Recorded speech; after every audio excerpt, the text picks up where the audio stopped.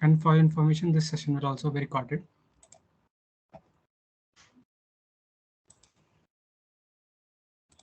More people are joining in. Great. Bolo, don't treat it as like some professor session. This is Bhaiya wala sessions. We all of us are around same year. See, most of us are friends here. Okay, so even your colleague, like your general secretary of your I club, and I am friends. We in our web team also we try to maintain this friendly, disciplined culture. Like if you guys may speak up, anyone of the presenters here today, would you like to say anything on that? Like if not, just confirm within the chat box. Like am I just bluffing?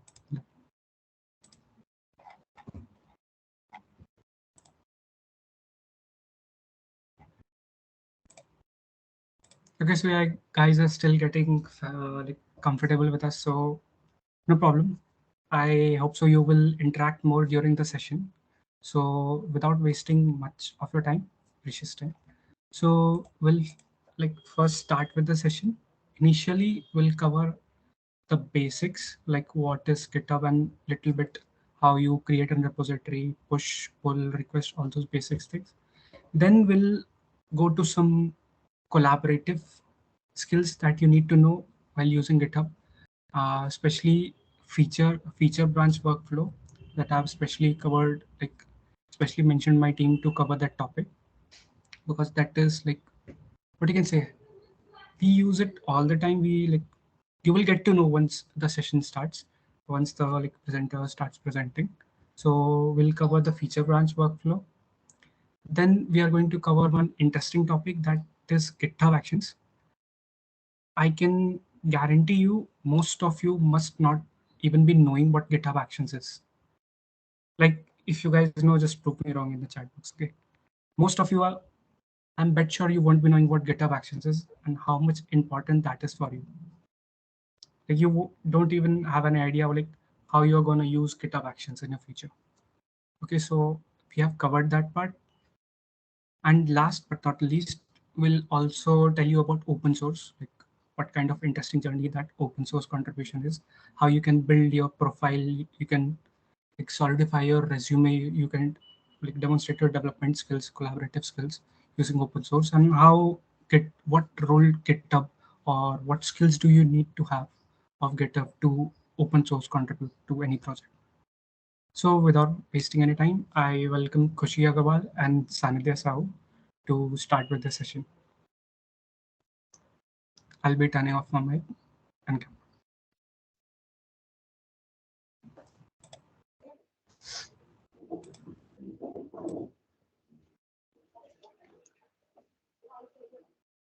Hello everyone, myself Khushi Agarwal. I am from 22 batch CSE code. Uh, so I'm going to give you the insights of what is branching, why we need branching, how do we merge branches, and at last feature branch workflow. So let's first start with the why we need branching. Let's say we are working in a team on a project and which has so many features, and each member of a team is working on a particular feature. And now if they work on the main branch, this will affect the original version history, and one cannot have a proper track of the commits. And this may also create conflicts. And there are a few more points first, code conflicts. Without branching, simultaneous changes by multiple developers can lead to conflicts in the main code base, like I said before. Second, linear development bottleneck. Development becomes linear, slowing down progress as only one feature can be addressed at a time. Third, risk of unstable code. Experimentation and a new feature development directly on the main branch risk destabilizing the code base. Fourth, difficulty in bug fixing. Uh, Fixing critical bugs become challenging as immediate fixes may disrupt ongoing development. Fifth, limited code review opportunities. Code reviews become challenging with changes applied directly to the main code base without an isolated review process. As we can see in this picture also, suppose we are working on a project And these are the initial commits we have made in our project. And then we started working on a new feature for our project. And then suddenly, like a manager said that there is a bug in the project, and you have to fix it. Now, we are already working on a feature which is not completed; it's still in progress. And if we start immediately on a bug fix, this will create conflicts in the main branch, like when the code is written in our main code base. So to resolve this, we use branching. So what branching does, it creates a copy of the version history that we can work on without affecting the original version history. This lets us work on multiple things like features and fixes at the same time. These are the following Git commands which we use to create branch and to work on them. Uh, and then now we have created the branch and like for feature branches we have created. Now it's time to merge them with our main branch. So in this example, we can see we have two different branches with different file names, and some code is written in them. Now in the merge result, Git will have the code from both the branches without any conflicts and nothing. It will simply have copy the codes from both the branches into the main branch. Now let's see one more example. In this, again, we have two different branches, but this time we have the same file name. And in this, we have edited the different line of code. Like in branch 1, we have edited line 2 code, and in branch 2, we have edited line 11 code. So in this also, while merging, Git will have the code from both the branches. Like edited code like branch 1 and branch 2 code from both the branches without any conflicts. Uh, and these are the following Git commands which we use to create to merge the branches. Like first we switch to the main branch, and then we merge the branch we created like feature one branch into the main branch. The result of merge will be added to main as commit. We can give any commit by our choice. In this like merge commit, we have given as an example. And now we come to the merge conflict. While merging, there are some conflicts. So how to resolve them, we will see in this part. So first, let's understand what is merge conflict from the following example. Again, we have two different branches with the same file name, but this time we have edited the same line of code. Like in branch 1, we have edited line 2 and the return file we have changed to alert 5, and in branch 2, we have changed it to confirm 5. Now, in this, while merging, Git cannot automatically reconcile the differences between both the code. And this requires manual resolution by the user through conflict makers in affected files. Resolution involves choosing which changes to keep and committing the resolved code. So this is the merge conflict. And this is the way merge conflict will be seen in the VS Code. Like this is the current change we have, and the incoming change, like what branch we are merging into the main branch. That will be shown by the incoming change. And to resolve the merge conflict, we delete all the extra codes and just leave the final code that we want. Like in this example, we in merge conflict, we see code 1, code 2. We have to keep the final code as code 2. So we remove all the extra lines written by the VS Code. Like in this, we can see head less than head, and this all extra code has come. So we delete this and kept the single code like code 2. And if there are conflicts in multiple places, then we have to repeat the process one for all those places. And at last, we create the commit for all the changes we made. And in the last, we will see feature branch workflow. It is the most popular feature that companies use when adding a feature to their software. And we widely use this in open source contribution also. In this, first we create a branch for the new feature by the following git commands, git branch and git checkout we use to change the branch. And then we write our code for the feature, and then the last we commit all the changes. and then we upload the feature branch to GitHub, uh, create a pull request on GitHub uh, for the merge the feature branch into the main branch, and after merging, update the local repository. Uh, so this is the basic knowledge of branching and merging. Now I'll ask Sanidhya to demonstrate all the Git commands. Uh, Hello everyone, I am Sanidhya Sau and I will practically demonstrate you the applications of this, the GitHub branching and merging. So let me share my screen.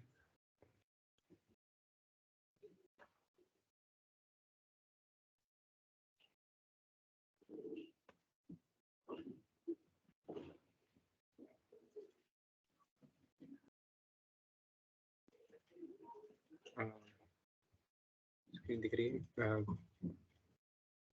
Yes, Sanidhya, it's visible. Okay. So let's start by creating a repository in GitHub first. We could name it like GupShup 2 and simply we can create it. As soon as we create a repository, we get some commands to link it to a VS Code folder. So like git init and git add. Git add adds all the files, and so like we will start by it. Let's say we take the first command and we switch to a VS Code. Inside here we go in the terminal, and then we'll enter the command git init. So it will initialize a GitHub repository inside a VS Code folder. And then our next command is git add. So we could write git add, and you can write any name of the file which you want to add, or you can simply write a full stop, which will add all the files inside the folder. So like right now we don't have a file, so firstly we'll make an empty file. Let's say index.html.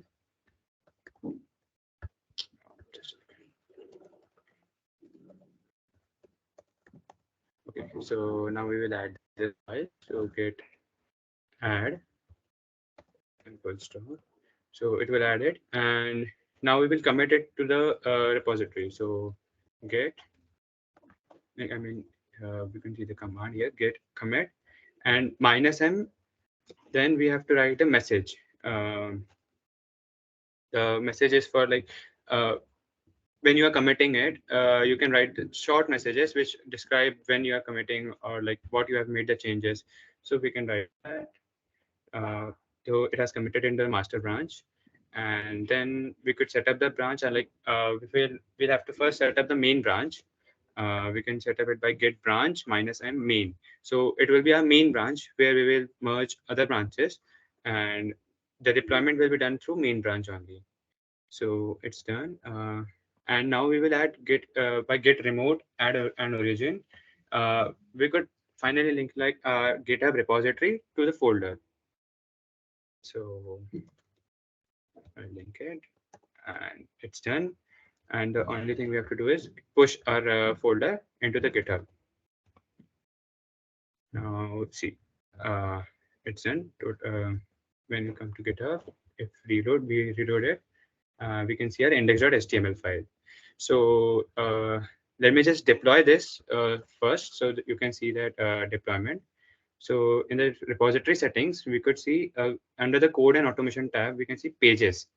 Here in GitHub pages, our build and deployment source will be from a branch. So like we have to select a branch. Right now it's none, so the deployment is not done. And we can say main branch, which we have earlier set the main branch. So here we are setting up. See, deployment process will take some time. By then we will add some code into our folder.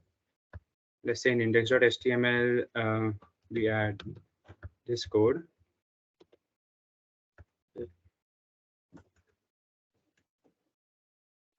Second. Okay, we have added this code inside our index.html, and you can see it's been modified. The VS Code will automatically show it's modified. So now what we have to do is just git add all the files, then git commit and -m and the message. So let's say we added index HTML files in HTML files. So we could write the message in added HTML. Enter. Now it's committed, and the last command to push it to the GitHub repository is git push. So it will be pushed inside our VS Code GitHub. If we reload the page and see, we could see the index.html. It's here. Okay. So now what we will do is we will start making branches, and by the time deployment is done, I guess deployment is done. Let me show.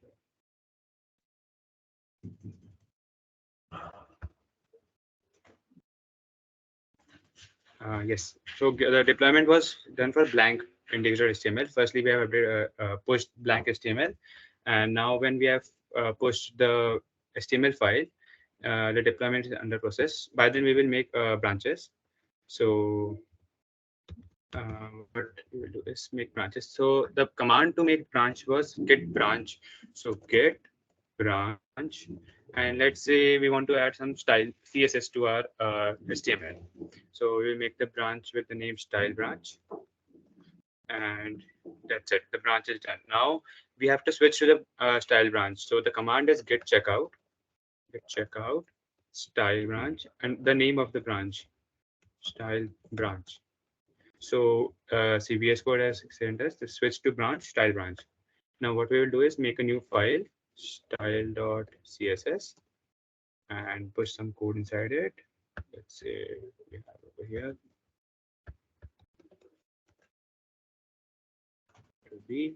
Okay. Now we will push it into our style branch. So what we will do is git add again and get commit -m and CSS updated. Okay, it's the random message. So this is done, and what we will do is we'll push it to GitHub. Okay. First we have to set up it. So what we will do is branch setup. Okay. Get push -u and main. So just a second. Let's see if there is some other. Let me check out.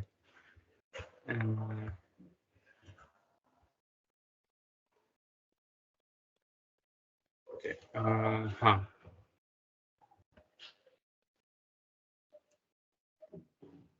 Just a second, guys. I'm sorry for that.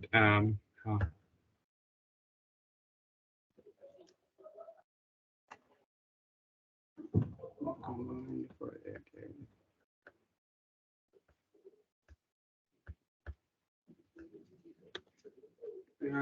Okay, we'll come back to it. Firstly, we'll go back to our main branch, git checkout main, and we are switched to our main branch. Now, what we'll do is we'll merge the style branch to our main branch. For that, we have to do is git merge and the name of our style branch. So style branch. Okay, so it's been merged inside our main branch. Now what we will do is make another branch. Let's say get branch, git branch, and for the script, for the JavaScript file, so script branch.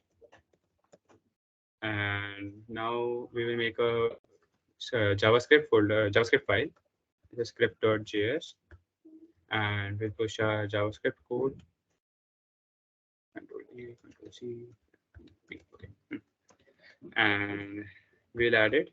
Git add, git commit.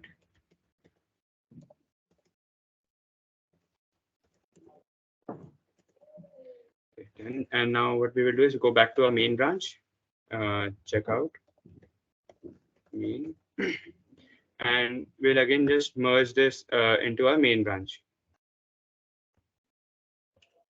Okay, we were on main branch only.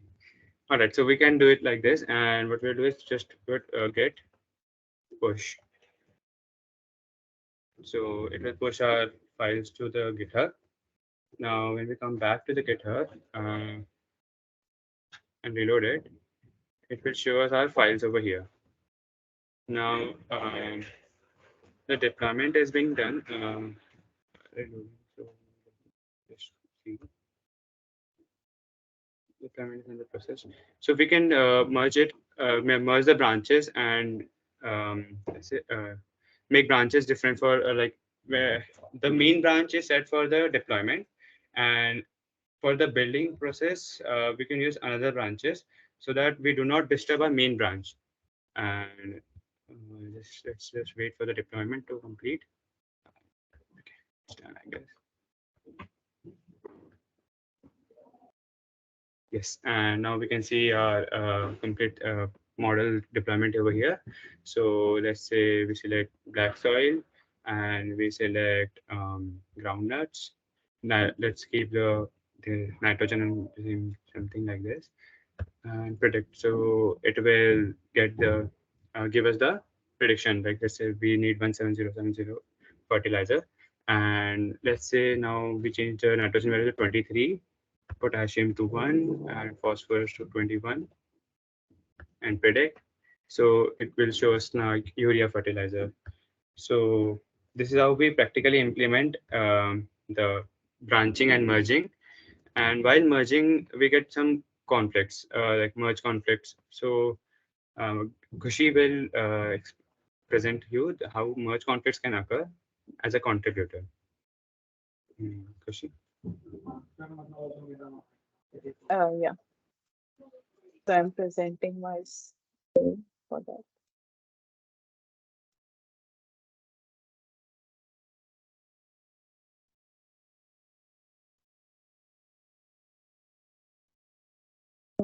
Just wait a minute. Yeah.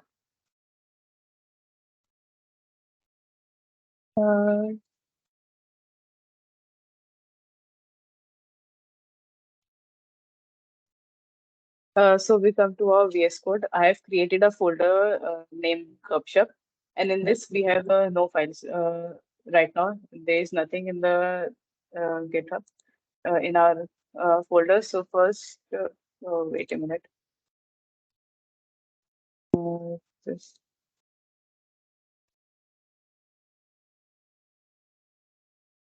Sanidhya, have you made me the collaborator? Yes. I have sent you the invite.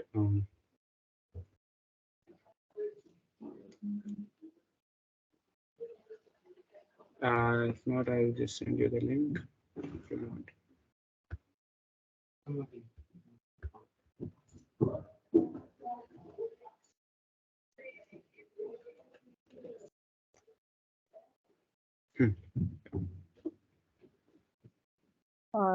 Yeah.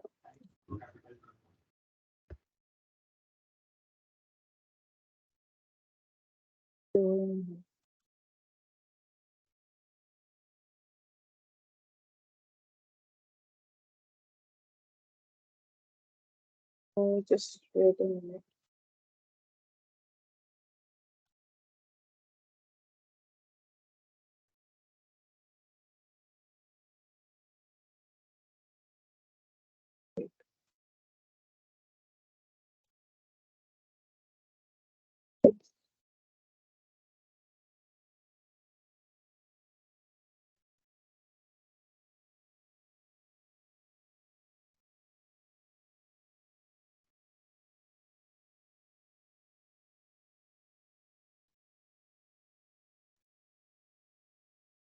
Kushi, should I send you the referral link? I have actually added it.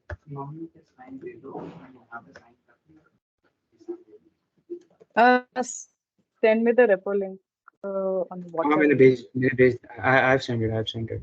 Check out. Okay.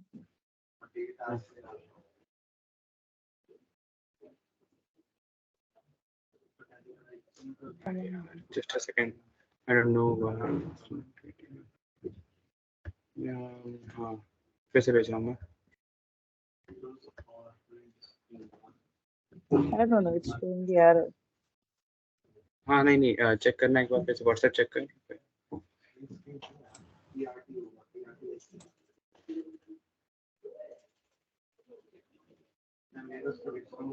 Yeah, got it.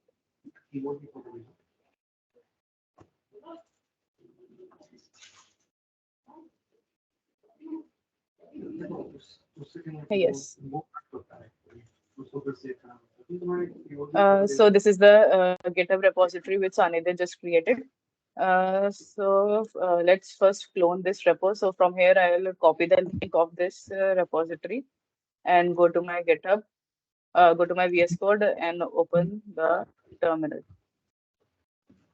Now in this, I will write the git command, git clone,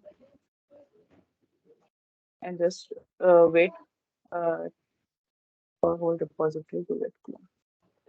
So here we have the code for GitHub. We can check with this command that currently we are on which branch, like any branches are created now. Right, get status, get status. Git status.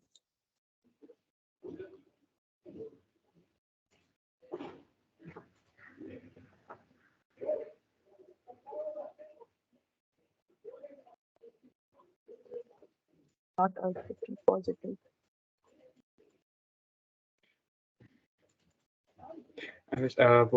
What you should do is just copy the files and make a new VS Code folder.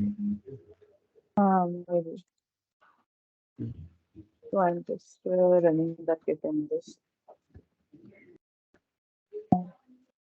And now I'm creating the new branch. I'll just go.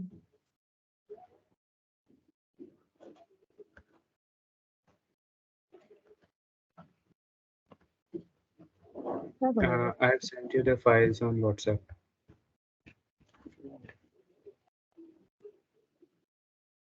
Okay, just let me add all the files manually. So, it's just a second.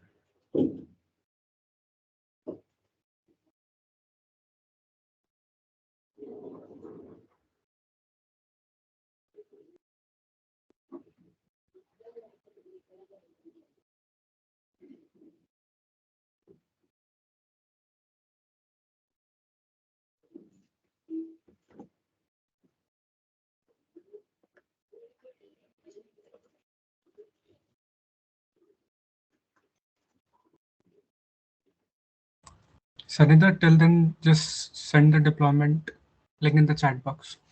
हाँ Guys, भैया, you can हाँ, view वही whatever is deployed. deployment link भेजेंगे.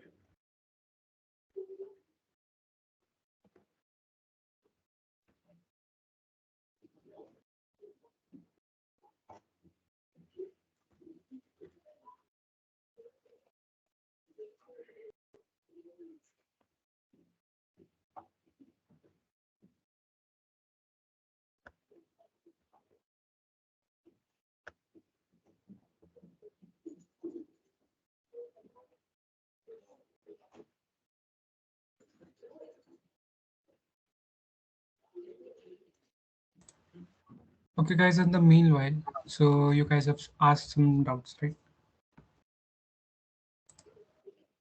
So one of my friend, what's her name? Okay, so Dhanush Raj, you have asked like how GitHub Copilot works. Will it make our work easier? So like GitHub Copilot is just basically like your AI assistant which helps you in coding. So most probably GitHub has trained this AI model on base of like lots of codes that GitHub already has. It has so many codes that it can like it basically for most of our projects we keep visiting GitHub to get inspiration and like get references. And now that GitHub only is like training an AI model on that open source code. So I definitely like you can bet on this. That's gonna change how we are like currently developing uh, our projects. Mostly it's paid. It has some free versions also, and obviously like you have some automated process of like can auto generate template code templates and other things for you. So definitely it will make your life or development process easier. Next is, can I know about the GitHub actions once more? Okay, so yeah, like uh, you can stay tuned for a little longer. Like just the next part of our session will cover GitHub actions. Okay, so but still I can give you a brief. It's basically like you write some kind of codes like scripts that you want to be done on specific events. That events can be when you post to a repository, when you pull from a repository, or maybe PR.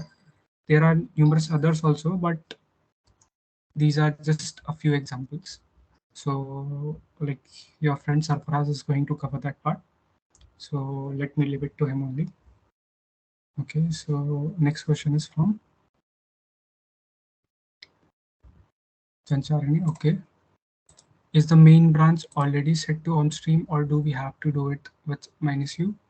Uh, it depends upon your initial configuration also, but for most folks, it's always set to upstream. Like if you are like cloning it, and otherwise if you are like initially starting it, like initializing a GitHub repo, then you need to specify the upstream. For most cases, that's the process.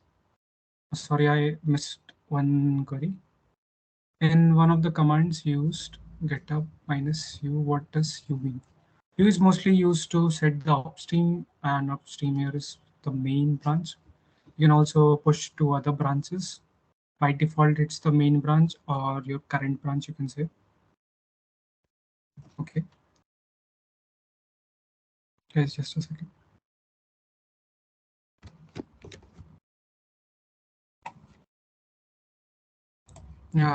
Guys, let me just upload the deployment link to you guys. You guys can meanwhile explore it. Mhm.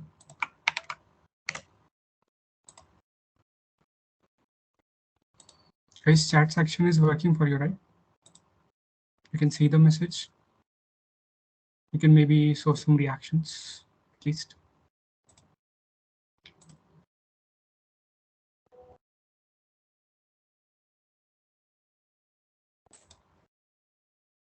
Yes, Yes, chat box. Some are chat. complaining that chat box is not visible to them. Is that the case?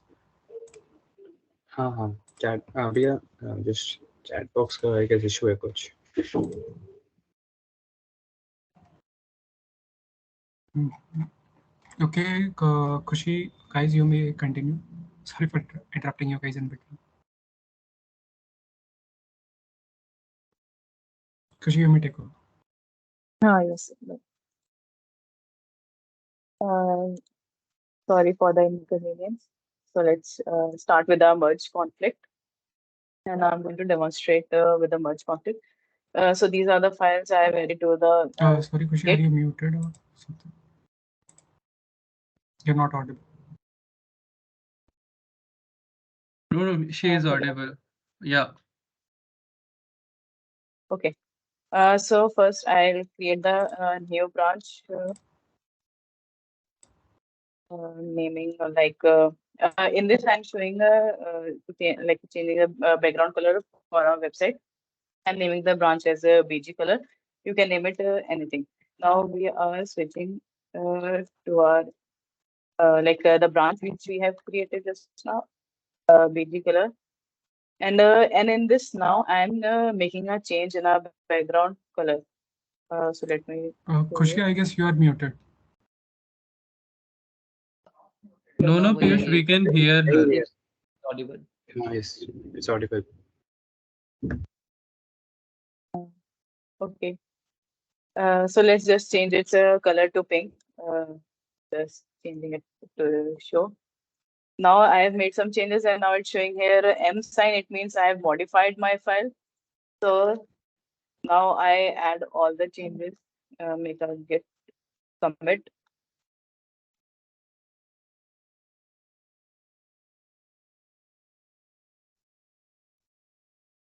Hide background color. Okay, so I have committed my changes. Now the amp sign is also gone. So now I'll go back to my main branch, which by this checkout main. Yeah, there is no branch.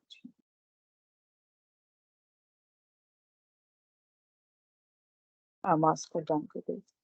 Uh, we go to our master branch. That is, yeah.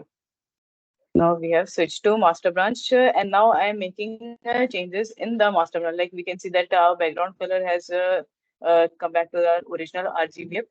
Now I am making changes in our master branch. Suppose I am keeping this like white color, make committing the changes which I just made.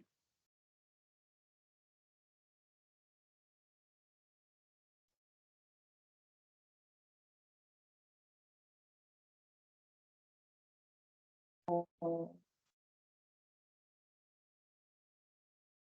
yeah. So my master branch is also like after change, I have also committed the changes in my master branch. Now I am adding the branch BG color branch into my master branch. So to merge this, we use the git command merge the name of the branch which we have to merge. Yeah. So now we can see here it's showing the conflict as I have shown in the PPT also the way it shows in the VS Code. We can see that there is a current change, like the change which we have in our master branch, and this is the incoming change. Incoming change means the change which we are bringing from our branch which we have created, like from BG color branch. So if I want to keep my final background color to be pink, so I'll just remove all this extra code, this what we have shown by the Git on the VS Code, where we can remove this. And there is another method also, as we can see here are some options over there. So like for this incoming change, I'll just click on accept incoming change and automatically all the code will be removed by itself. So now I've made changes in this. At last, I'll add all the changes and commit. It can do the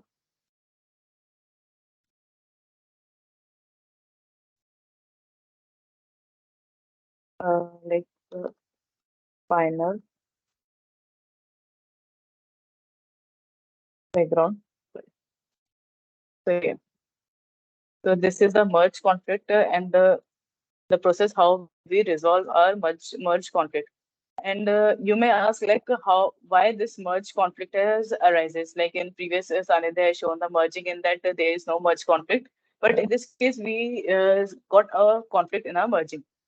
So the reason is that when I created a branch, so what branch does, it creates a copy of the original code in the what we have in the main branch or the master branch, and then we make changes in our branches which we created. But while merging, if suppose we have a main branch and there are two features, two people are working on two different features, and they created a copy from the main branch. But while adding, like we have added the feature one branch first, and so it modified the code in the main branch. Now when the second person is adding its feature two code, so it will see that what the copy it has created from the main branch has now changed. So while merging the feature two branch into the main branch, it will show the conflict that the copy which it like the feature to branch will say the copy which I have taken from the main branch is not the same as that. So that's why we got the merge conflicts. Like in this case, I have again changed the master branch after creating a BG color branch. So this is the concept for merge conflict and the process how to resolve them. And this is our the whole demonstration of the branching and merging. Thank you guys for this. Now I hand over to Sarfaraz for further session.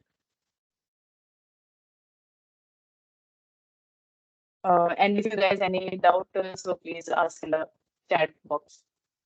Yes, guys, if you have any questions, I don't know if the chat box is visible, but please ask questions on the Q&A section.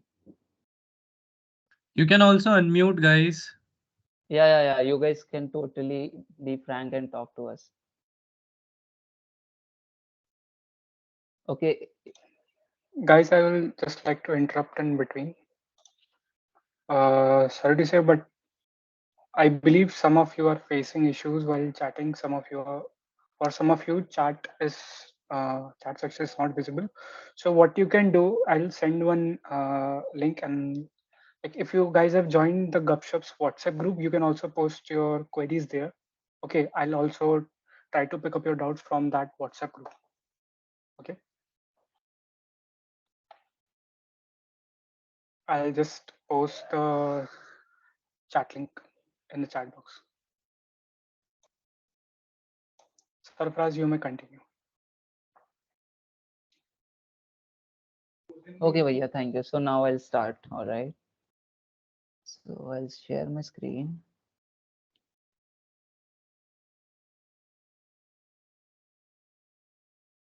So I hope this is visible. We're gonna get deep into CI/CD using GitHub Actions and AWS Lambda.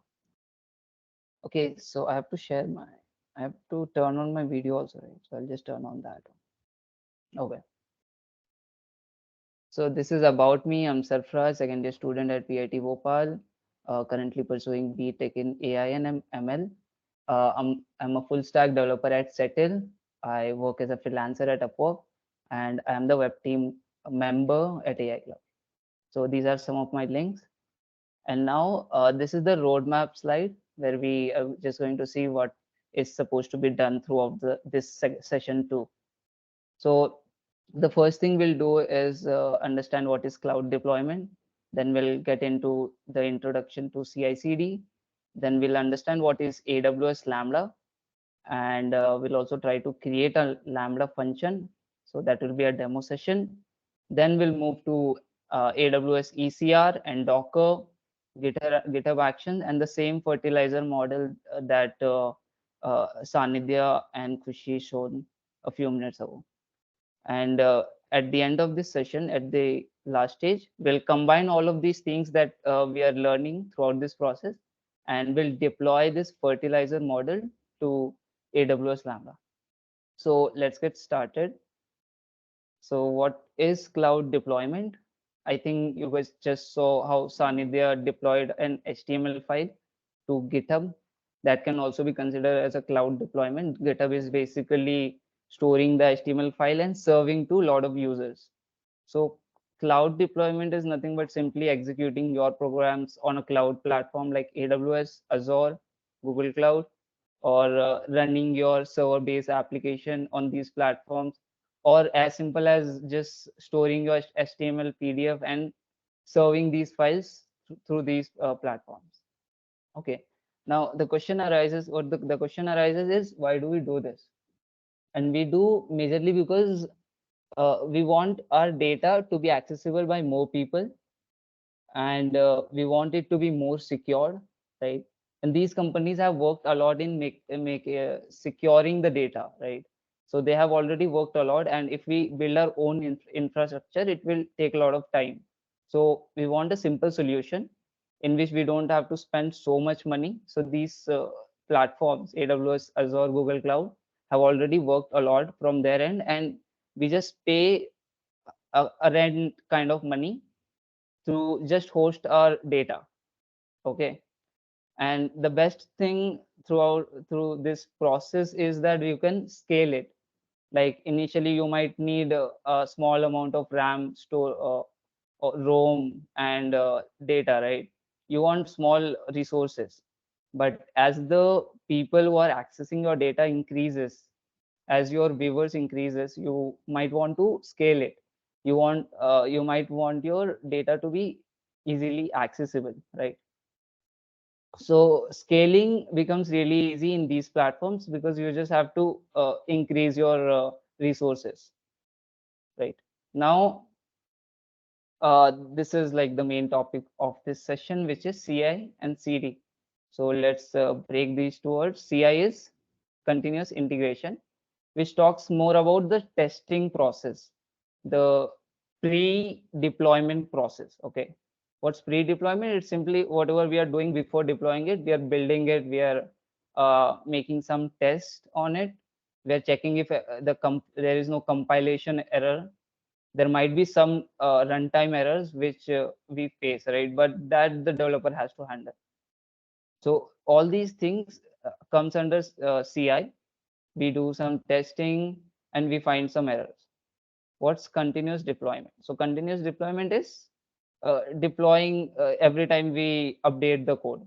So it's basically automated deployment. Whenever you update your code in GitHub, just like you saw how you push your code, right? So you push your code and the code gets updated into one of the branch, and then you create a pull request and you update your code in the main branch.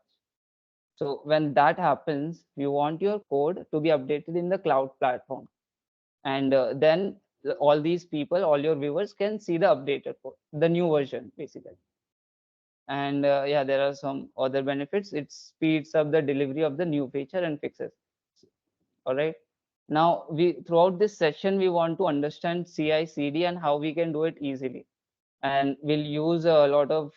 We have to use one of the platform. For that reason, we'll get into AWS Lambda. There were many options. We could have deployed it to other services, but Lambda is one of the easier one because this is a serverless computing system where we don't really need a server. We can just take any Python file, any JavaScript file, and upload it over there. And those files can be executed by any user if you allow public access, if you allow anybody to access it, or you can create some authorization process. Even that is pretty simple in AWS. I'll show you everything. Okay. Now Lambda is a event-driven execution. What's event-driven execution? It's basically that you execute your function when some event happens. These event can be anything. These can be changes to some database or some HTTP request, right? So based on these events, you execute your Lambda function. Again, what is a Lambda function? Is some code that you are uploading, and that code can be anything. It can be some algorithm that you have wrote, some secret code which compute something really fastly, or some machine learning algorithm, right? Can be anything. And Lambda function also scales automatically whenever the number of requests increases. So it's pretty good. It utilizes the resources effectively. So now let's try to create our first Lambda function on AWS. So I hope this tab is visible, where we are going to just create a simple Lambda function. Okay. Over here also we have, okay, I have to sign in. I didn't expect this.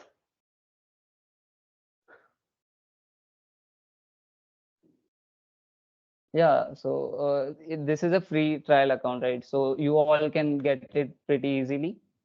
And after that, you can just search for Lambda and get into this section where you can create a Lambda function. Okay. There are multiple options. The easiest one is there are multiple options to create a Lambda function. Okay. The easiest one is this one. This is what build your application from. You pass some sample code and then you update it later. This is where you just upload your file. Simple as that. And the third one is a Docker container. We'll take a look into this in the coming slides. Okay. So for now, we're going to take the simple approach. We'll just pass the name, test function or something. These are the runtimes available. You can run it on anything. For now, I'll just choose Python 3.9 just for simplicity purpose. Okay. So that's all you have to do. You just have to write the name of the function and choose the runtime and click on create. Let's just wait for a second. It won't take much time. Yeah, this is created. This is your Lambda function. The triggers are something like your events that you added, and your destination is where the output will go. Okay. Now here's your code. Here's your Lambda function defined in Python. What you notice is there is one function defined, Lambda handler. This is important. This is like your main function in C, which gets executed automatically. In Lambda, you need this Lambda handler. This is defined by AWS. So whenever you add a Python function, specifically when you create the function like this, Lambda function, the simple one, right? The first option that we had. In that way, you have to define this function where the execution starts. After that, you can have many Python files where you can define many classes, functions, which can be executed. So for this example, let's take a simple function. So you get this event object. Okay. This will have contain some data that you might need as input. So if I am creating a simple function as simple as the square root of a number, okay, you can consider your big use cases later. I'll just take the simple one where I'll get a number from the event and I'll return the square root. So I'll take the number.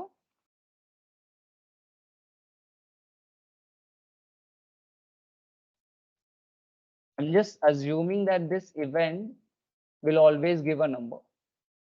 Okay, that is my assumption because I'm going to use it. And this event is a dictionary and it has this key number, and this will be the number. Now I have saved it into a variable and I'll find the square root. Uh, okay, let's consider simply square.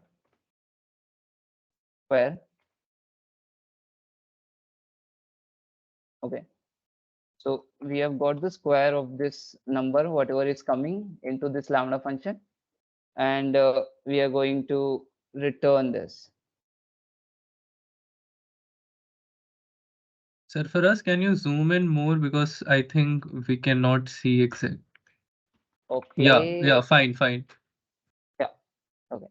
So we have this square, and I'll just return this something like square of number is square.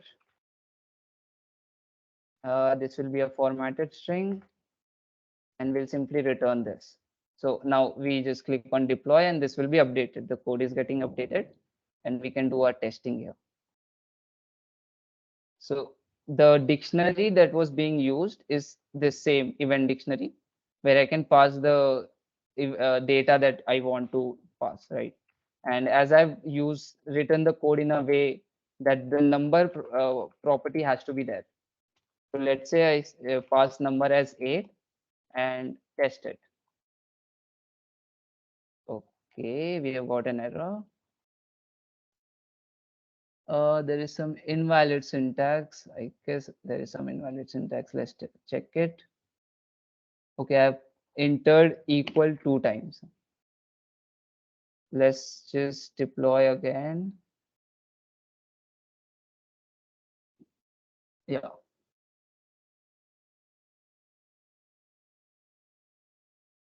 Okay, now it should work.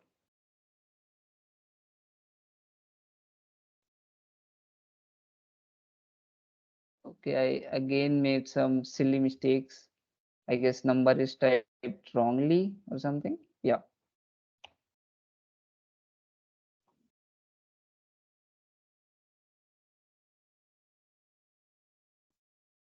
Let's test it. Okay, so number here which was passed was 8, right? Let's see what's the output. The square of 8 is 64. So this way you can just come to AWS, create your own function. You might keep any complex computation and get out its output. And these can be executed through various ways. You can pass it through the libraries that AWS provides. It provides in all these languages. It provides in JS, in Python. You can use those libraries and invoke this Lambda function with the input. Okay. Now we understood what is a Lambda function. Now let's understand what is AWS ECR. So ECR is a fully managed container registry where you keep container images. What container images is? It is a Docker container. So these containers are like these have everything. Like if you are running your application, a simple application as a React application. Okay, a React application will need Node. It will need all those uh, modules which you are using. So all these are separate application. Now you need to have it inside an environment. So it's like you're packaging your environment and putting it into a container. So you are putting your operating system and all the apps that it needs, and at the end this container becomes an executable file.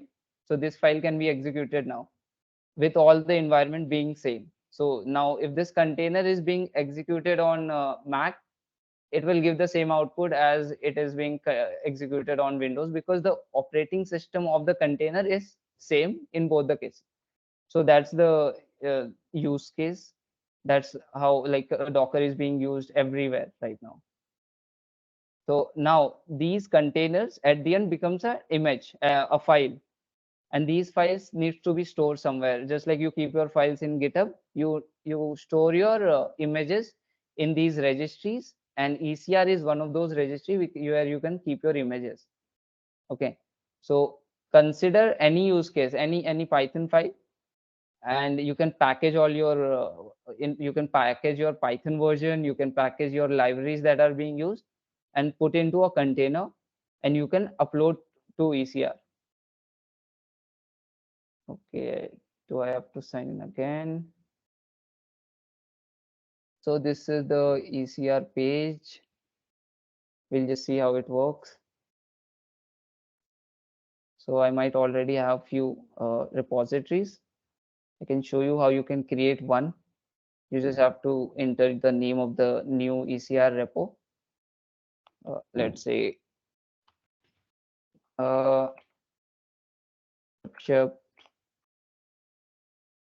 test repo. Okay. And now I'll just click on create repository. So this just created this repository, and inside of this I can add the images, and this can only be done through some commands. These commands are AWS commands, so you will need AWS CLI,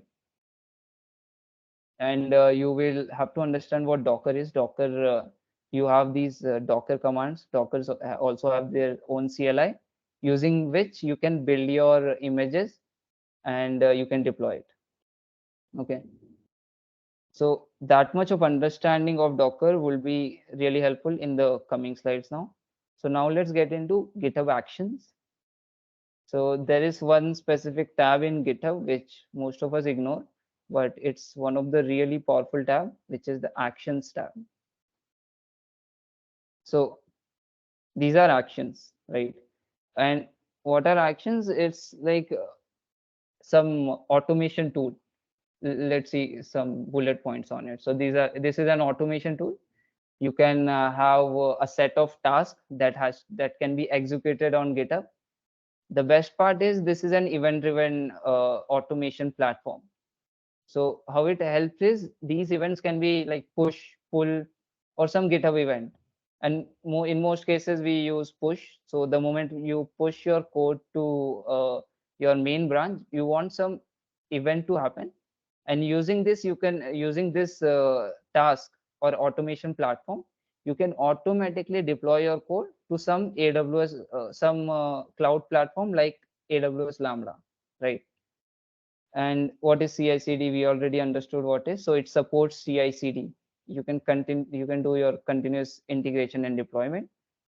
How you configure your GitHub action is a YAML based file. So I will see what is an YAML file, and we'll create one also in this session. You can do Docker integration. You can run those Docker commands that we just saw on ECR. You can basically create your containerized application.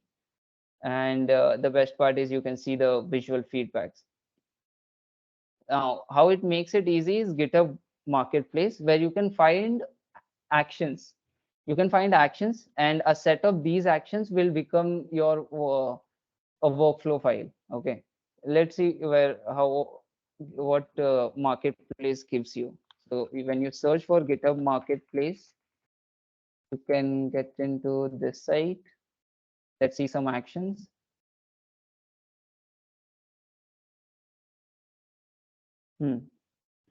So all these actions, these pre-built actions, these are built by all these big companies, and even for Python, you will find many. So there will be some action to set up Python, set up co-environment, and for Node.js, all of these you can find, right? And you can just use this action to set up a environment where Python is installed. And then in the next action, you can proceed by doing something else with that Python file.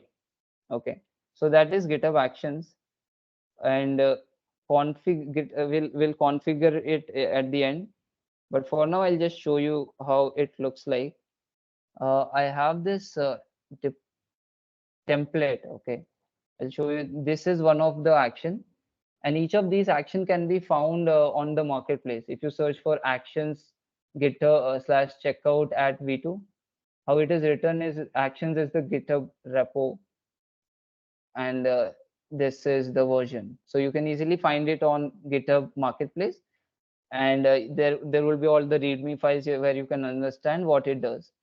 Okay, so this is a kind of template which we will understand while we are deploying at the end of this session. So that is GitHub Actions. You basically automate your process, automate your deployment via GitHub Action using some YAML configuration based on some events that happens on your repository. Now comes the final and end of this session. So we'll be deploying this fertilizer model. This model takes a few parameters like soil type, crop, nitrogen, phosphorus, and potassium, and predicts the best fertilizer for that. So we already saw this one, right? And you guys might have opened that link where you have the select fields, and you select these parameters and submit. At the end, what it's doing is basically hitting the lambda function where it is deployed and getting the best fertilizer. Now we'll see how we have deployed it. Okay, so now we are combining all of these things. One thing which we haven't talked about is the HTTP trigger, which I will add at the end after deploying it. So let's look into this fertilizer model that I have already opened. This is the model. We just have one app.py. There are some other files, model.py, which we don't have to look. We can simply just see this file, and there is some handler function which takes one event, and you call it with these properties, and it prints the output. It prints, oh, what is the output, right? So let's try running this app.py.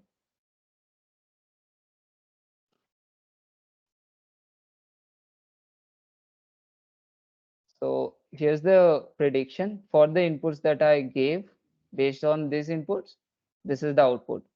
Now what I want is I want to deploy it to a new lambda function, and this has to be done via GitHub action uh, and using a Docker container. So the last way we had deployed a lambda function was directly uploading the file.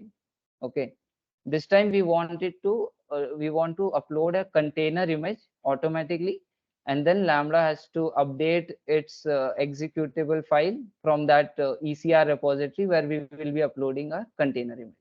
So let's create a new AWS lambda function. So we'll call it, let's say, final uh, model deployment or something. Again, we'll choose, no, this time we don't really need to choose anything, because the runtime or the runtime or the function which is going to run the application, like the basically the command, right? All those things will be inside the container. We don't have to tell lambda to install it for us. We want lambda to simply use our container which has all the executable files, and simply give the output. That's all we want. So for this reason, we'll use container image. The image will be uploaded into the repository that we just had created, GupShup test repo. Over here, we'll be uploading our container image and container image URI. So again, we have to give this one. But right now, I think there won't be any. So let's say I just insert this. So you need to give the URI, just some and it is an identification of the resource, which resource we are using. So this is the URI. I can just copy it and paste it, and I'll create the function.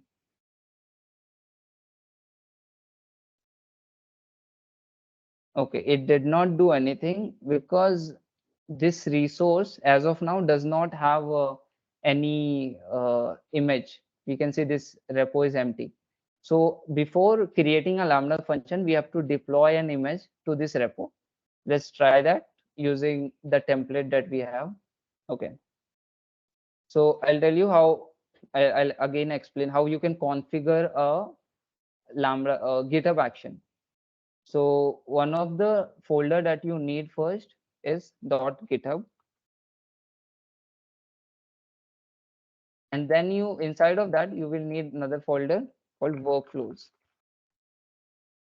So GitHub Actions is going to find your YAML file. This is YML file over here inside of this directory only. So right now, if I push it, nothing will happen. Let's say I make a slight change to this. Just let's say I add a line.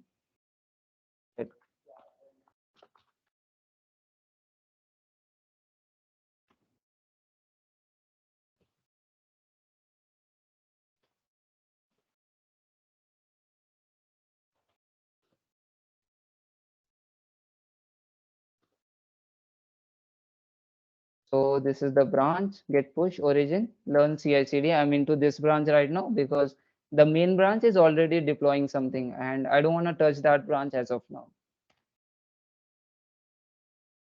Okay, so let's see this on GitHub. Okay.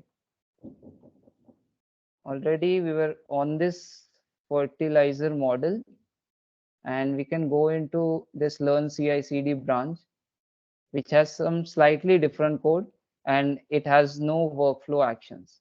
Okay, we'll be adding it. So now let's add this template and let's rename this also. Let's first paste it over here in the workflows and call it build and deploy. Build and deploy.yaml. So this is going to build as well as deploy. There is some indentation issue, I guess. Right. So yeah. So let's understand the structure of the YAML file first. You need to provide a name, and on variable will be for the event.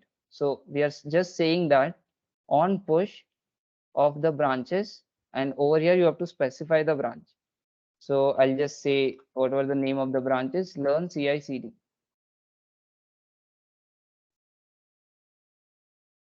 Now you have to define the job. There might be multiple jobs. So right now we just have one deploy. And inside of this job, you name the job and you tell GitHub action where does it run. It runs on Ubuntu latest. This action is supposed to be run there. Now you define the steps where each of these steps is an action. The first action that we have defined is action/checkout. So this is basically the initial action that you have to use to allow GitHub action to access your repository. So I'm just allowing all these codes to be accessible by GitHub action. After that, there is an action defined in AWS actions repo. So this is defined by AWS, and this is for configuration. And for this, you have to pass these values. First value is access key ID and secret access key ID. You can find it on your profile in AWS, and you can create these values. And right now I have stored these values inside the repository secrets. So And over there, these are the keys. So secrets.aws access key ID will simply paste the actual AWS key ID when it is running. And now AWS region. So AWS runs on multiple regions. We have to select one. See, right now we are working on this Mumbai region, AP South 1. This is what it's called. And I just have to paste this AP South 1 over there. Then, so this configured our AWS credentials. Now we'll log into ECR. To log into ECR, we will need our ECR repository name. So let's get that thing. So this is our repo name. We just copy and paste it here. I've already like this action. I had already created it earlier, and I founded it in various in the marketplace only. You have to find multiple action and you have to combine it in order to execute it and deploy it. Now, so what we have done is already we have configured our AWS credential and logged into Amazon ECR. Now, the next action is building the Docker container. So we want all these files to get into a container, and we want Python to be installed there and just configure it. So for that, we have this Docker file. Okay, you can learn more about this in docs. At the end of the PPT, I have shared many documentation links. You can use all of those. So this is basically, we are saying that this is the runtime, this is the version, and this is the directory where we will be running it. And we are starting from, so whenever you create a image, right, on Docker, you don't have to start from scratch and add uh, all your files one by one. Basically, there are some base images which are created by many companies for your use case. Like for this use case, I simply searched for AWS Lambda base image, and I found it on their website. So this is the base image name, right? And this is the version of the base image. I'm using Python 3.9, so I have to use this, and I'm calling this base image. After that, there are simple commands here. I'm saying this is the working directory. I'm copying this whole thing, which is defined in two dot. Two dot means wherever I'm working. I'm working in /var/task. And then we'll install our requirements. There is only one requirement right now, which is scikit-learn 1.0.2. Once that is installed, we are just setting this CMD to app.handler. And if you notice in app.py, we had this handler function. So we are saying AWS use this function for the container. So whenever AWS is executing this container, it will be executing our handler. All right. So that's the way. Over here, we have written our Docker commands, which is executing the Docker CLI. And this will, at the end of this whole action, a Docker container will be created. Okay. And will also be pushed to ECR, as we have specified the ECR repository here. You can find more on this, right? By you can just search for how you can deploy an ECR, a Docker image to ECR, right? Or you can just contact me. I'll share you these templates. Now that's the process. You have deployed your image to ECR. Now what you want is you want your function to update its executable file from ECR, update its image. So that's why this action is there. But initially, we don't have the function, we haven't created it yet. So I'll just comment this, we won't do this, but rest of the action has to be executed. And let's try this. I hope I have updated all the values, like the region and the branch. Yeah, it seems fine. So I'll just push this update to the learn CI/CD branch.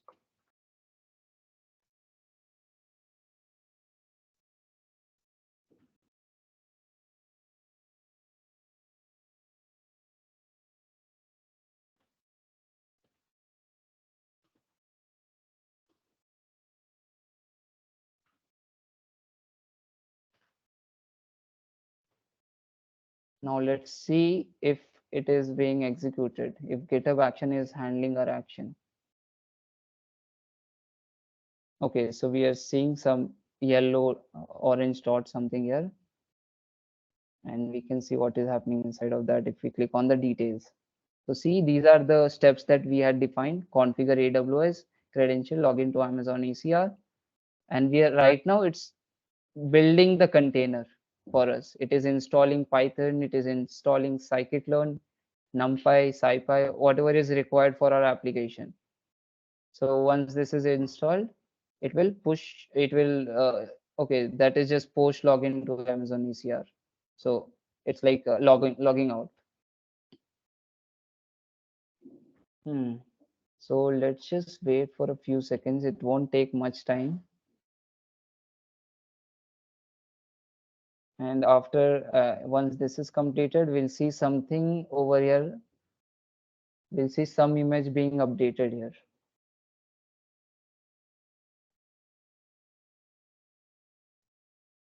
In the meanwhile, you guys can ask some question if you have. Okay, this is done. Let's refresh and see an image here.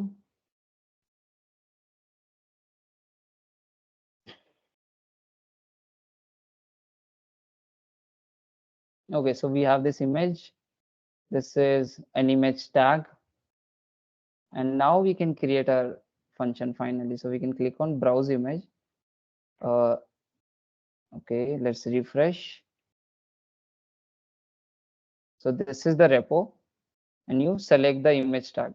This was updated 30 seconds ago. So now to create this kind of function, all we did is click on container image, enter the function name, and select the image from here.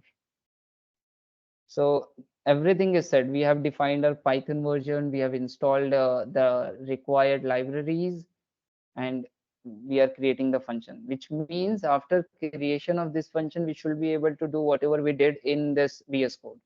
We were able to run this in app.py. We had this sample testing. So we should be able to do the same from here.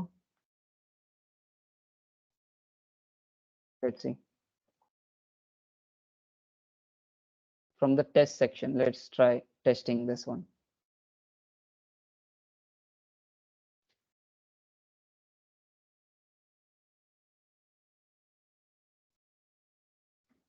So I think in the first execution, it takes time because the model is being set. Okay, so we got the output. The output is this urea, which is totally same as what we got when we ran the same function in our VS Code. Okay, so this part, till this part we have covered, right? We have covered this model. We saw how okay, CI/CD is still not done. We still had to go on AWS Lambda and select the image, which we don't want to do. So we have to uncomment this. And now from now on, whenever we make any changes to this app.py, it will be updated in Lambda directly. There won't be any manual thing that I have to do. Okay, so for now I'll just update the GitHub so that the CI/CD will be set.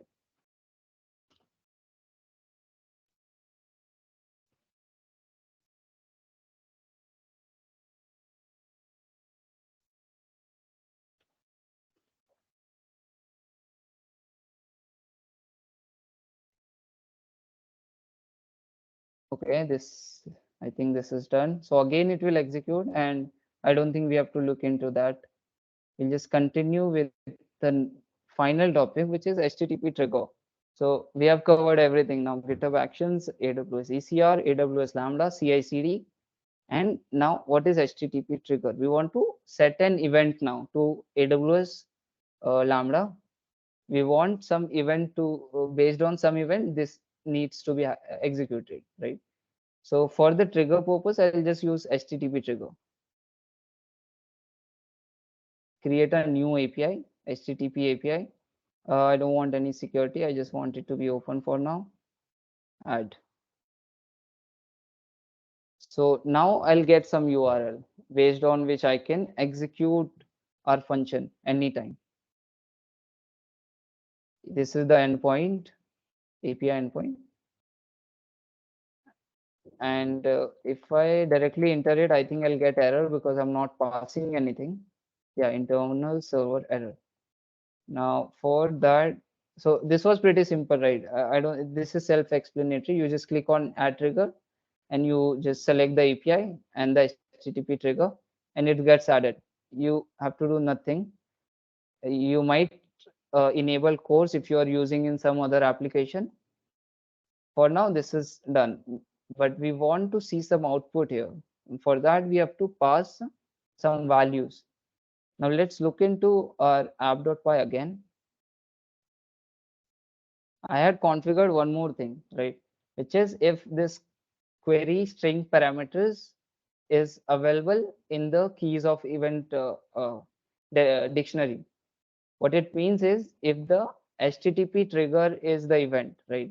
If HTTP trigger is the event, this property exists. You can look into the docs to understand this. And this means that the data is coming from HTTP. So we are setting the data to event query string parameters. Now it can take query string parameters. So all these values that we initially passed from here, I'll pass it from the query, the HTTP query, which can be done via this. So salt type, which is sandy, then and I'll add crop type as maize. I hope this is visible. You can zoom in if you want. Yeah.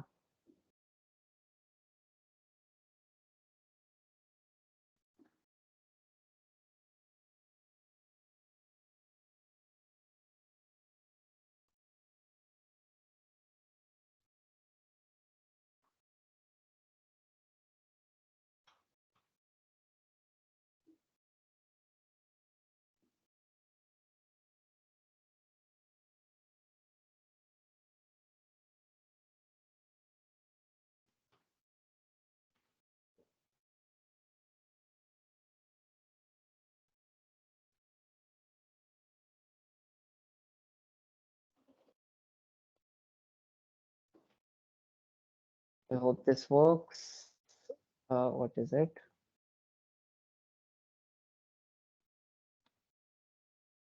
Potassium 0, nitrogen 0, salt type sandy. Let me just check what is happening. So see, there is the monitor section where you can go and check out your logs.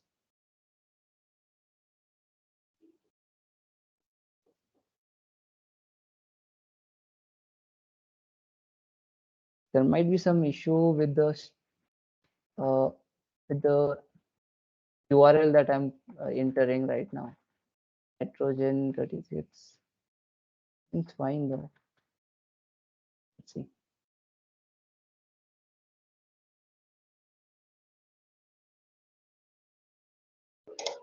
Sarfraz, don't worry.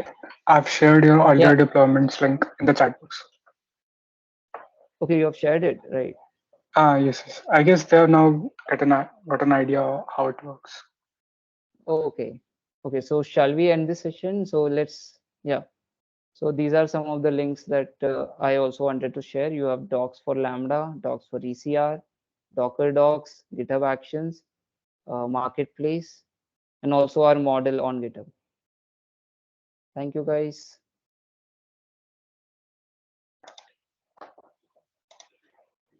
Okay, so guys, GitHub Actions was a complex topic which was wonderfully explained by Sarfraz. So by now, I think you guys like have got some idea how like branching thing, feature branch, GitHub Actions, how all these things come into action or come into play when you are actually trying to build something. So these are like mostly the steps which you follow while developing a project while collaborating with your team. So our next part will be open source contributions, which will be covered by Mohak and Pratyush. So guys, I'd like to welcome you all. So like open source is an important part in tech industry because like if you guys know, most of the libraries which you are using are open source. I don't know whether you recognize it or not. And most of the softwares, like many big softwares also like Linux, uh, OpenCV, and many, I know about ML softwares like, you can say QGIS. You can also name some other open source projects like TensorFlow for web development. It can be React. Like these are just few examples of open source projects which are available on the market. So like here, Mohak and Pratyush will explain you how you guys can be part of this open source team. Okay, so guys, you may please take the stage.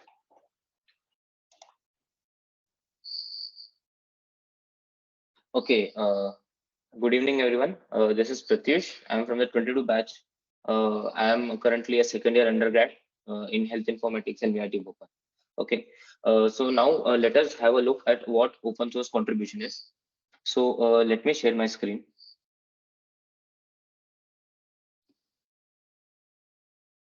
Okay, is my screen visible? Hello. Not for me, I think.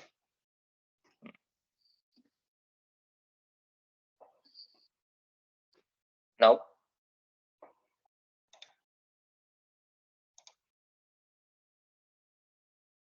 Mhm.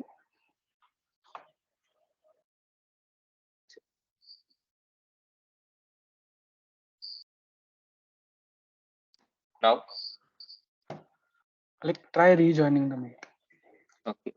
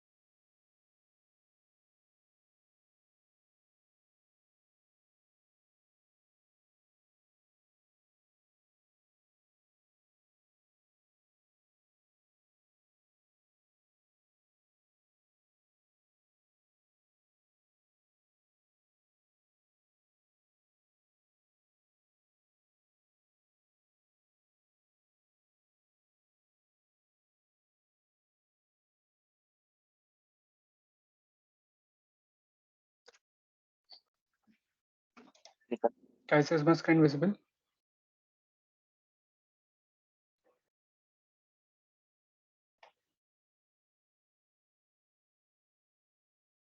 Hello. Is the screen visible now? Yep, it's visible. Okay. Okay, so now let us have a look at what open source contribution is. So basically, there are several open source softwares, which it means that they have open source their code. It means that we can look at, we can modify, we can allow everyone, and then we can distribute the code. Okay, so everyone can go and contribute to the repositories, to the code which are on their GitHub repositories. So there are several softwares which are open source, such as Mozilla Firefox. We have VLC Media Player, and then Apache Web Browser. These are a few famous open source softwares. Okay, so contribution to these softwares is known as open source contribution. So there are a few open source contribution platforms which are very famous. We every day use it in our lives. We have like GitHub, GitLab, and Bitbucket. So there are basically few steps to contribute to open source repository. So first of all, you need to be a contributor to push your code and make changes to the repository. So let's have look how to contribute to open source repository. So first of all, you need to go to the repository. You need to contribute. Suppose in today's session, we are going to contribute to this repository which I have created, me and Mohak, which is GupShup.ai Club. Okay, so in this repository, we have a React.js web application which uses CoinGecko websites to fetch details of cryptocurrency and then arrange them in tables according to their prices and the market value and all. Okay, so we have, this is the web application that we have pushed it to this repository, this current repository, and we'll demonstrate you how to contribute to this repository. Okay, so this is the repository. Okay, we have different cryptocurrencies and all. So basically, you need to first fork the repository. So you have an option over here, which is to fork a repository. So what forking means that it makes a copy of your repository in your GitHub username, where the upstream branch is the main GitHub repository from where you are forking this. And then later you have a SSH or HTTPS code. From here, you can get the SSH or HTTPS code, and then go to your terminal over here. Okay, here you can add a command, which is git clone, and the SSH or HTTPS command you have copied. Okay, Mohawk will show everything how to contribute to this repository, and then I'll also show you how to accept the pull request and merge it to the main repository, and you will also be able to see all the changes that we have made. I am also sharing the repository links in this document, so when you can contribute, I'll of course if you make any changes, I'll accept those changes. Okay, and then suppose like if you're using React.js, okay, so you need to after cloning, you need to install all the dependencies, like you have npm for React.js, which is node package manager, and then later you just need to go to VS Code, and then you already have an extension for this, and then you need to create a new branch. So what new branch does is that you create new branches in which different works take place. Like you have a production branch in which the production code is already ready, and like suppose if it's a code for a website, okay, a full stack website, then it's already working. You have a development branch where you push code which is in the development phase. Okay, it might have lots of glitches. So what they do is they differentiate both the code in different branches, and once the if it development branch all the codes are working, then they'll merge it into the main branch or the production branch. Okay, one more tip is that you can use the git log to see all the history of the commits. Okay, like if in organizations, in big organizations, many people commit lots of code in just an fraction of minutes. Okay, so you can use git log to have a look what are all the commits that have occurred. So even a UI change, a small UI change, or even optimization counts in contribution. Anything which you're doing new or you're developing and then pushing it to the main repository is counted in contribution. So after you fork your repository, and then you just need to send a pull request to the main contributor, and then he'll get a notification in his notification bar, which is a merge notification. So he'll just accept it from here if after reading the contribution.md. So there's a file in the GitHub repository which has all the instructions regarding the contribution. Like you need to go to this branch and then create a new branch if you want to contribute to this repository, and then there are a set of few instructions which might depend from organizations to organization, and then you just need to open a new pull request, and then the person if he reviews your whole code, and if he thinks that your code is good enough, or it has something which is adding value to the previous code, or you're optimizing it, or you're doing some UI changes in it, then he'll merge it to the main repository. So after it is getting merged, that's all, and then you contribute to the main whole repository. So also I have linked a repository over here in which Mohawk will show you the contribution.md docs, which will have all the sets of instructions in which you can go and see the instruction and contribute to the particular repository. Okay. And then also GitHub contributions, they play a very pivotal role in your resume also. Like if you contribute to large organizations, and there are several organizations that also conduct open source contributions, like we have GSOC, we have GirlScript also, which is similarly a smaller contribution platform, and then you do have SWOC, SCOC. So and this you can contribute to organizations. So for contributing to organizations, you need to first write a proposal. So in proposal, it's just like you need to make some UI changes, or some optimization techniques, or some changes in the backend of the code, which may help to create a better application. So you just need to propose in that. I have also added a link for the proposal of GSOC contribution. and I have also added a GitHub repository which will demonstrate you. So what we'll do is, this is the current website. We'll just do like, we'll add a navbar component over this only. So now we already have the navbar code ready with us. We'll just go to our React.js code. In the components, we'll create a new navbar.js component, and then in the app.js, we'll include it over here, and then we'll push it, and then you can sit in the new repository that um, commits are already committed. So okay, over to Mohawk, and he'll show you the how to contribute to open source.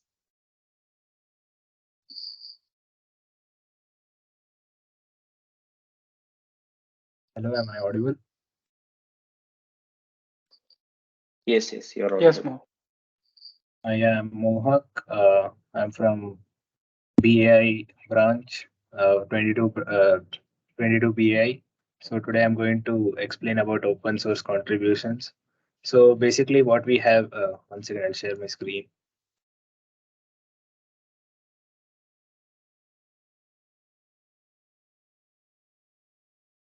There's my screenshot. Can you see my screen?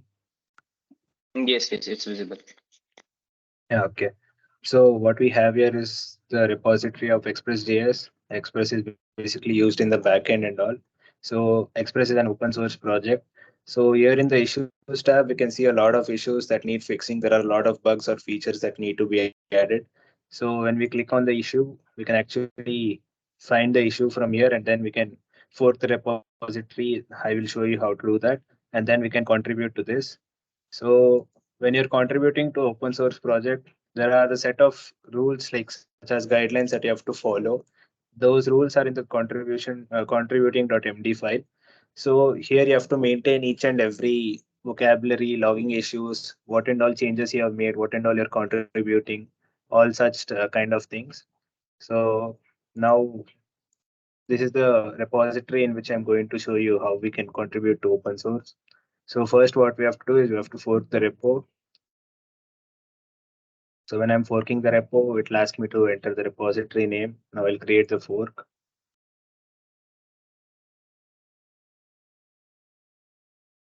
And yeah, now this repository from Pratyush's account is forked into my account.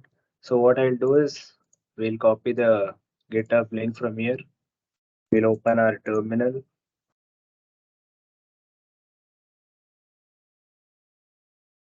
We'll locate where we need to actually use this thing, paste the folder, and then we'll click clone the project.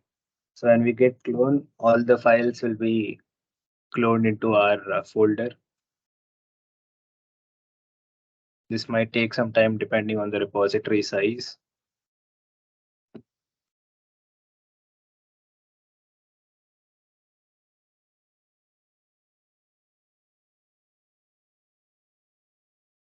So once it's done, we will cd into the GupShup repository, and then we'll open it in VS Code.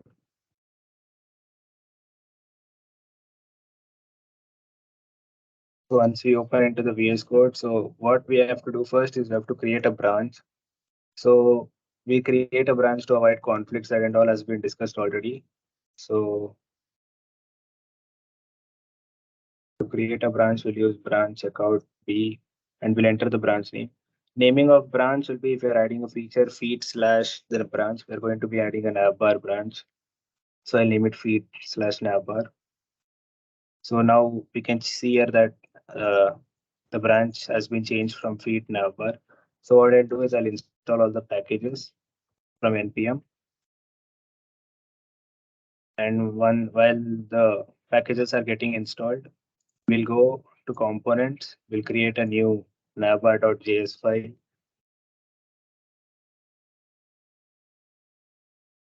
And then we will paste we'll paste the navbar component. Yes, so we have made the navbar component. Now we'll add the navbar component in the index.html.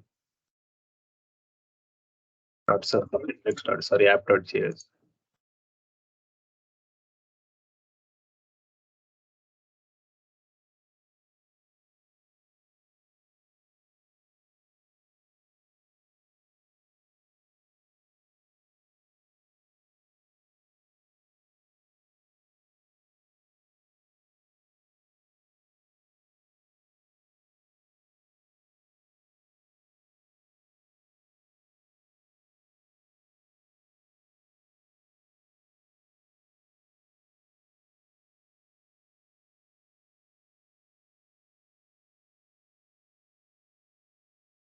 The .js file is not opening. 1 second.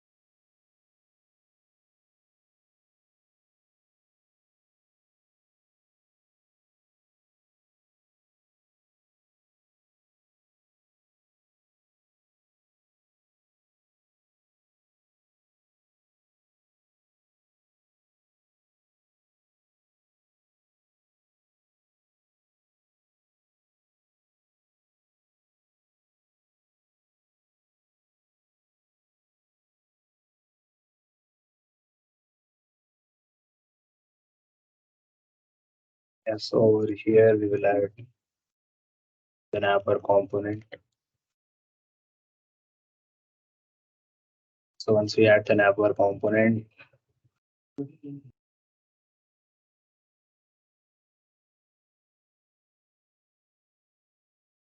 yeah, it's already, we can see the branch has been in feed/navbar. So what we'll do is we'll first add all the changes that has been made.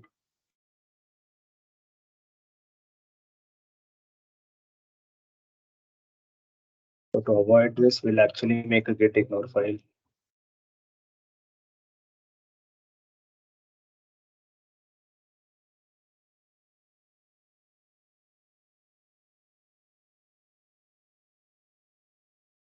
And we'll add.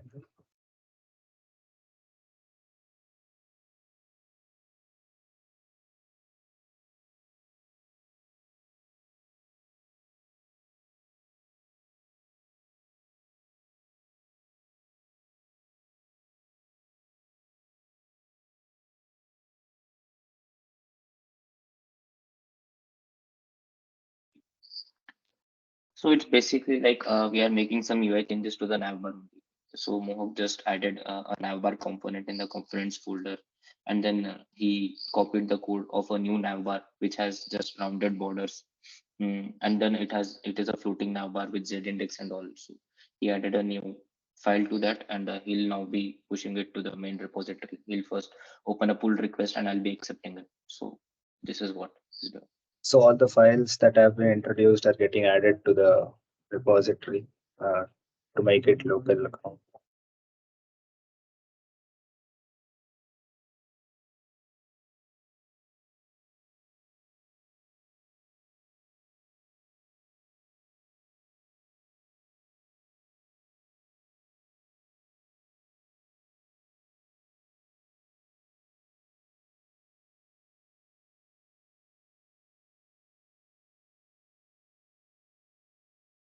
Yeah, so this is done. We can commit the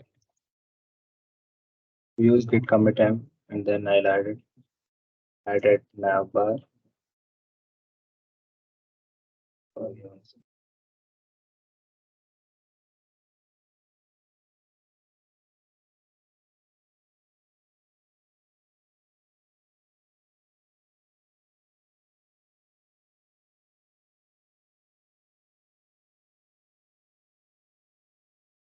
Yeah, so it's committing and writing all the changes, so I can push it to the main repo.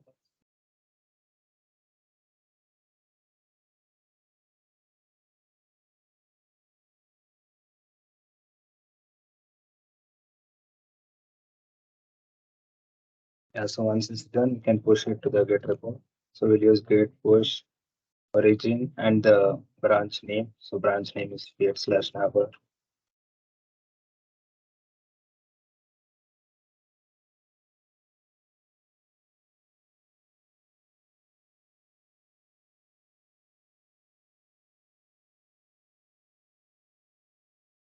So once it's done, we can create a pull request, and then Pratish can accept the pull request, and all the changes that have been made will be shown in the website.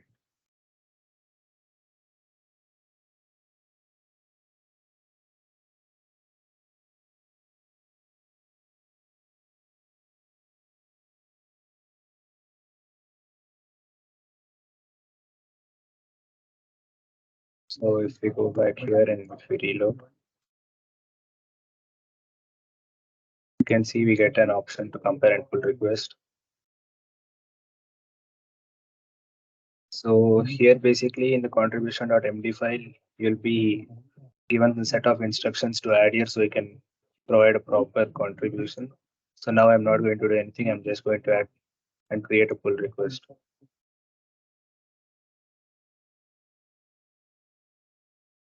And now GitHub performs some actions to check if I can actually create a pull request. And now Pratyush.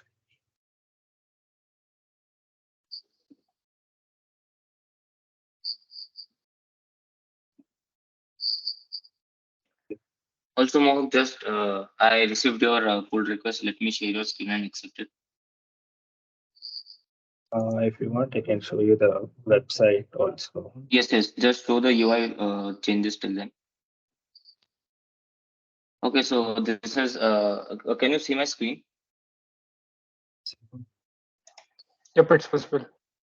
Okay, so in the notification bar, I have received his pull request, and let me see. Okay, so he, according to the commit which he has given in the terminal, I can read his commit that he has added a new nav bar.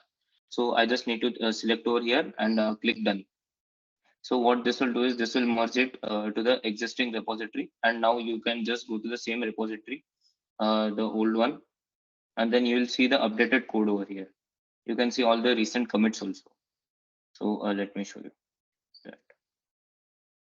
Okay, so this was the repository. So see, you can just see it was updated a minute ago. Okay.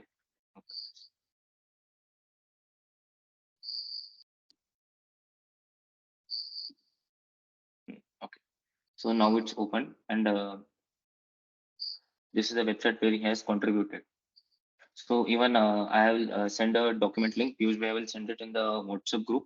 You can just go and perform the same thing. I'll accept all your merge requests. Okay. So even also I have attached a resource over there. It's a proposal of for GSOC, like how you can write to organization to contribute to open source.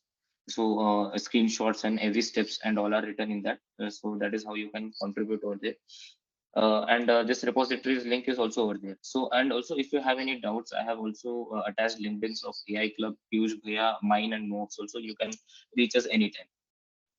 Mohak, also show them the UI changes that we have done. Yeah, 1 second. Yeah, so this is the website that we had actually changed. This is the navbar, additional navbar that we actually added. This is just for changes, so it doesn't work and all. So yeah, this is how you can contribute to open source. You can either fix a issue or add a new feature that can be added to the website, and it will be checked according by the contributors and will be accepted as Pratyush accepted the pull request.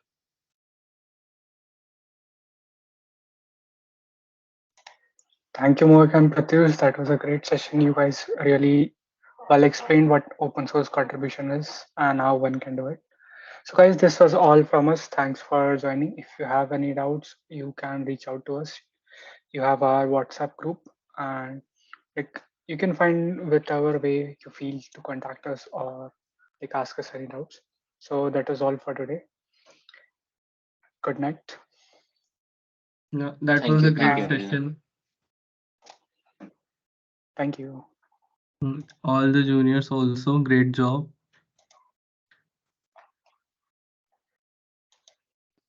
Thank you. Thank you, guys. Thanks for joining. And thanks to all the presenters too. Yeah, I will end the session for everyone. Okay.